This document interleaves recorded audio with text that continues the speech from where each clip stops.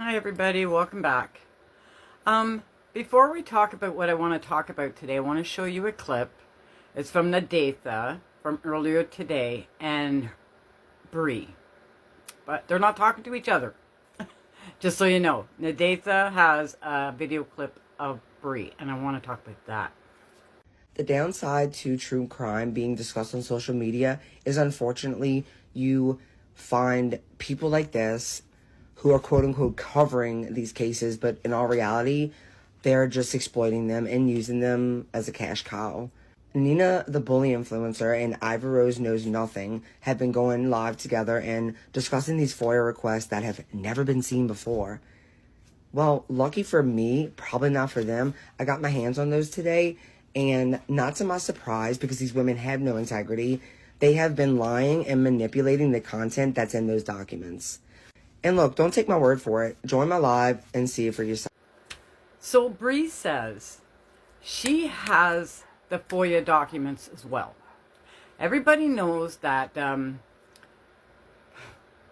Nina and GypsyRose Grows are reading them out every day. They're reading them live, okay? And there's a lot of these papers.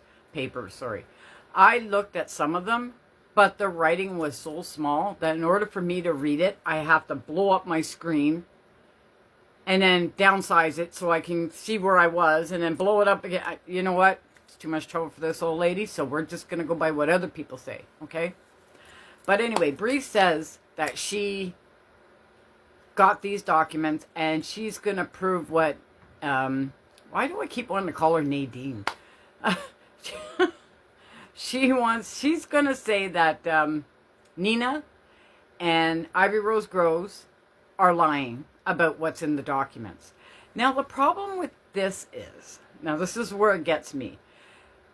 GypsyRose Grows and Nina are not the only ones with these documents, okay? There are a lot of creators out there that got these documents. They're free for the asking. Anybody can get them. So I don't know why Bri thinks she's so special. And anyway, how is one person going to say that, we'll say, I don't know, 10 creators, all with the same documents, the same as Bri, but they're all lying, but Bri's telling the truth. How is she going to prove that? When anybody can go online and find out. So now it looks like Bri is taking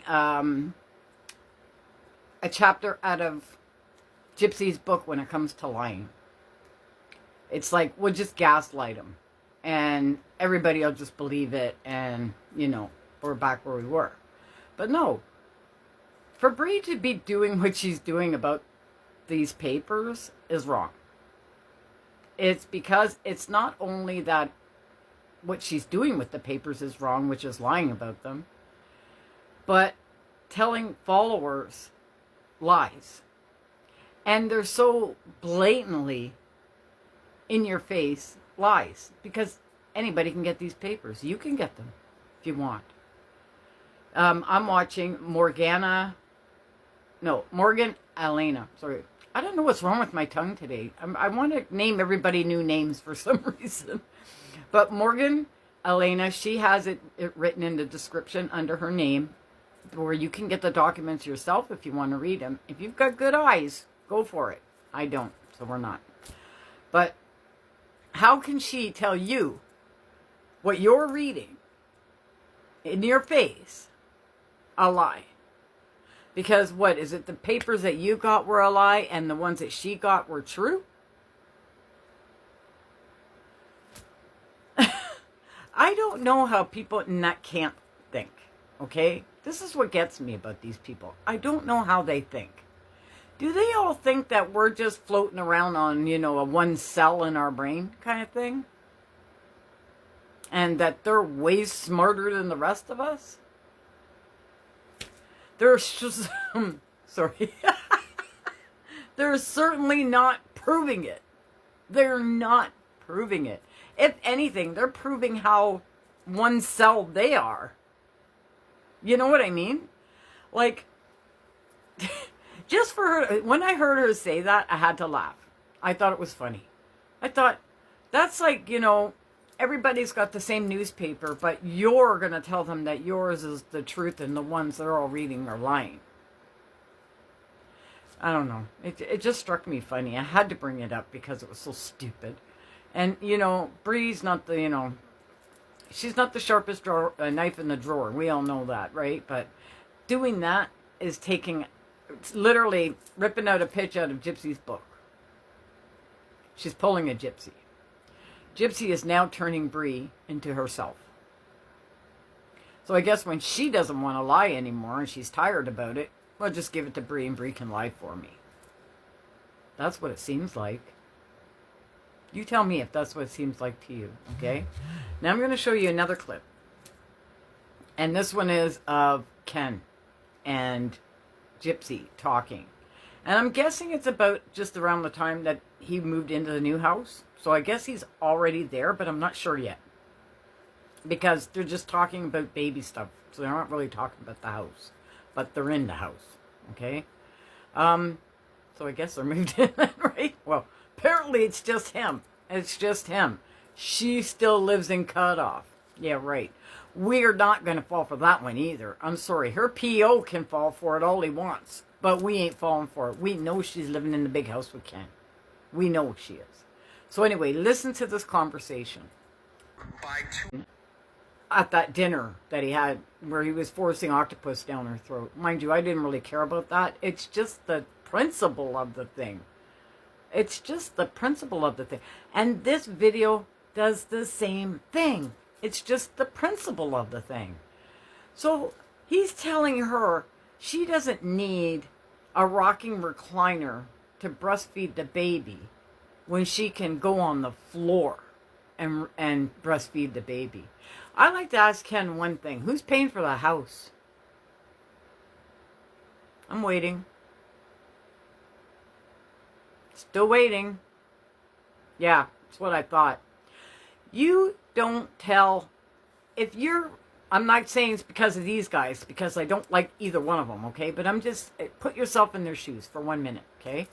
And your spouse came home and told you, shortly after you gave birth, you don't need a rocker recliner to sit and breastfeed the baby, that you can sit on the floor and do it. After you bought the house that he's living in. That you bought the car that he's driving. That he's wearing all the clothes that you bought. That's what I thought. To the curb. Pronto. Too sweet. Right? Seriously? I threw my kid's dad out on the curb for less than that. Okay? So, that don't fly with me. You know what? It's just, I gotta calm down a little bit because it's just, I know guys out there like that. And I did have an ex that was like that. Hence, that's why he's my ex. But he was like that too. He was one of those people that he made good money.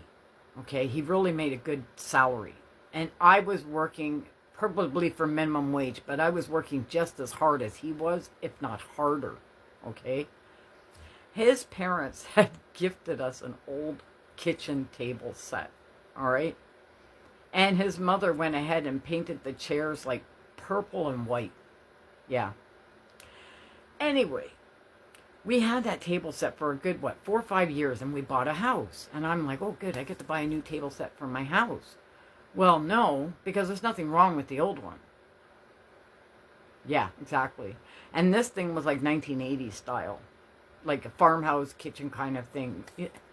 And I want it like the bar height with the long chair, because that was in style then, right? And we lasted 13 years, and when I left, he still had that freaking table set. And I bet you if I go there right now, and we've been apart for like 11 years, 12 years now, we've been apart. I bet you if I go there, that table set's still there.